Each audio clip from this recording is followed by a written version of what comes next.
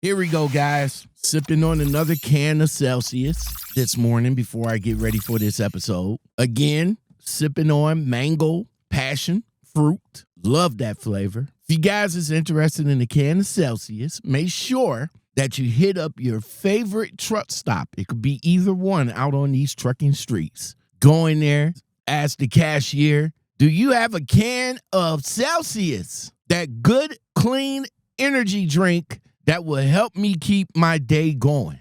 They will point you to the cooler where it's at. You go get a couple of cans because they're always on special. Come back to the cashier and cash out. And then when you get in your truck, you open up that first can and you put the other can away for later. And you get your day going with your favorite flavor can of Celsius. Get your can today. Drivers, imagine bouncing from company to company, not because you're unreliable, but because nobody wants to give you a second chance. Now imagine the only door that opens for you just happens to be one of the most controversial names in trucking.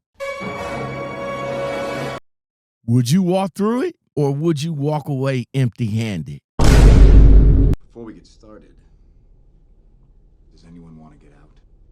What's going on, guys? Welcome back to the channel. Thank you for listening. I am Lockout Men. Our story begins with a driver named Chaz, a 3-year driver in the trucking game who started out during the chaos of COVID. Like a lot of you drivers out there, y'all got into trucking as a way to keep a paycheck coming because where everything else was closed, trucking was still moving. But it wasn't a straight road for our guy Chaz here, though. He started with Swift, he put in his 6 months, and then he moved on. But here's where things took a left turn at Albuquerque.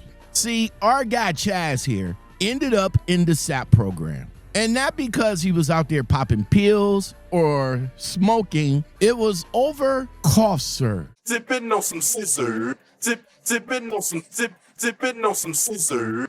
You guys know that cough syrup. Y'all know what it is. The prescription codeine. Y'all know what codeine mixed with Sprite. Y'all know what that makes, right? You guys know that's some syrup right there. The drink of choice of the chopped and screwed nation. Chaz, 3 years.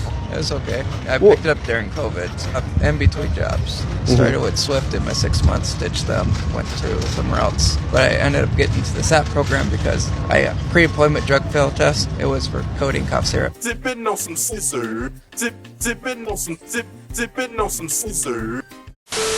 So, unfortunately, Chaz didn't want to go and get it prescribed to him. He went to his girlfriend's grandparents and got a bottle from them instead. So, while the codeine was still in his system, he decided to go take a pre-employment drug test. And right then and there, that was enough to put the SAP label on him. Or my ex-girlfriend's grandparents to use their codeine. So instead of going to the doctor, so then I failed the drug test after 4 days in my system. Yeah, after that, Bendel Bros out of Hollister, California took me up. I did my drug screening and all that program. Yeah, with them. Drove with them for 2 years. They were okay. And then after that, it pretty much got harder. He went from having lots of opportunities to damn near no opportunities. All because he chose to Dipping on some scissor, dipping on some dipping on some scissor.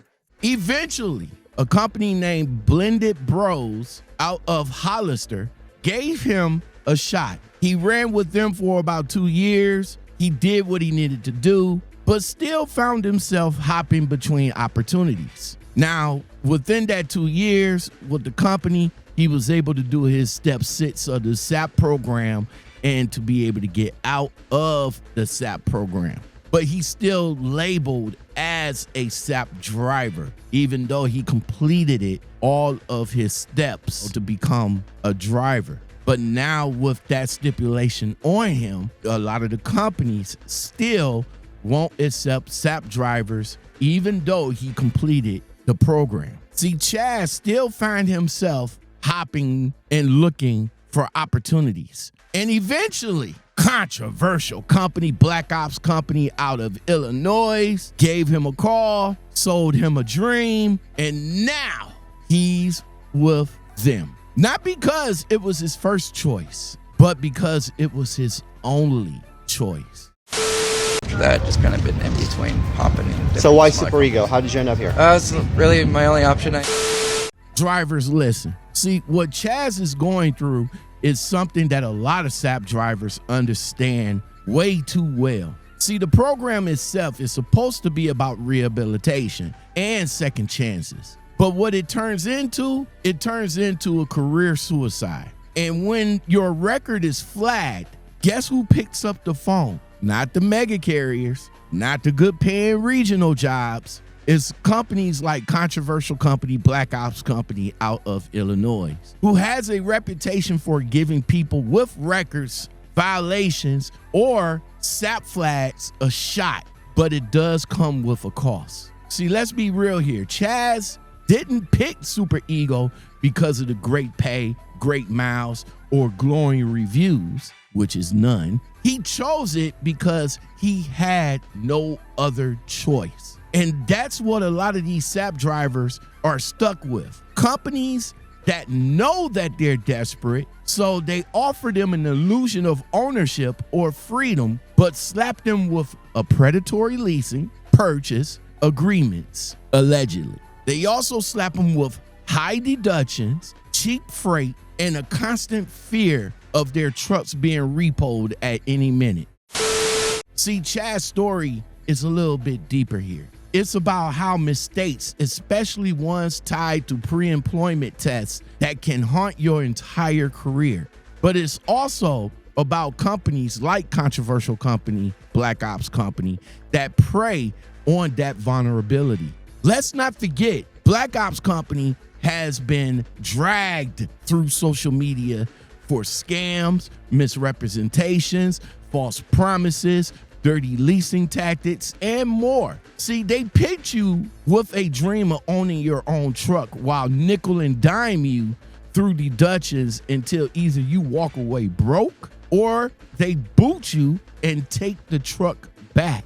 And drivers like my guy Chaz here, well, they walk in hopeful and walk out exhausted. See, it's a harsh cycle that keeps repeating because the industry doesn't have many true second chance pathways that are honest.